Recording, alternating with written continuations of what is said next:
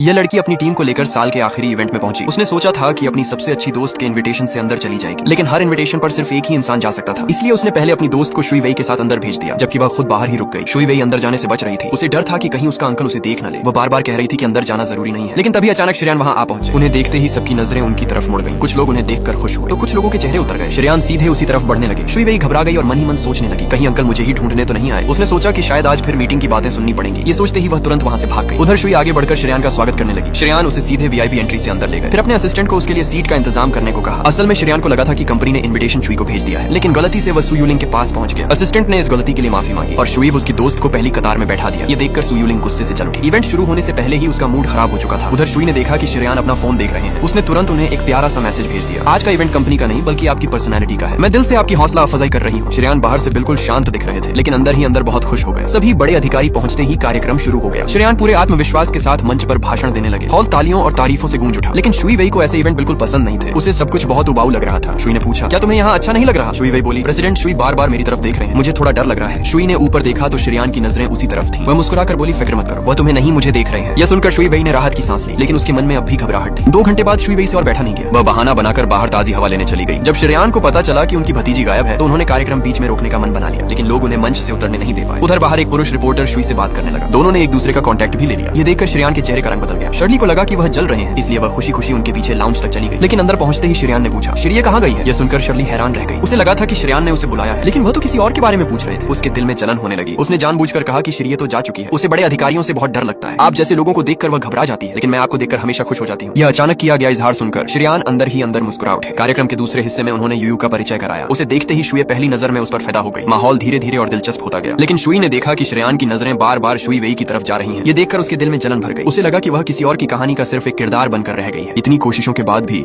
श्रेयान की नजरें उस पर नहीं ठहर रही थी। ये बात उसे अंदर से तोड़ने लगी। इवेंट खत्म होते ही शुई बाहर निकल आई, लेकिन बाहर का नजारा देखकर उसका गुस्सा फूट पड़ा। उसने देखा कि श्रेयान और शुई वेई एक दूसरे का हाथ पकड़े हुए थे। ये देखकर उसके मन में गलतफहमी और बढ़ गई और उसकी सारी नाराजगी एक ही पल में बाहर आ गई।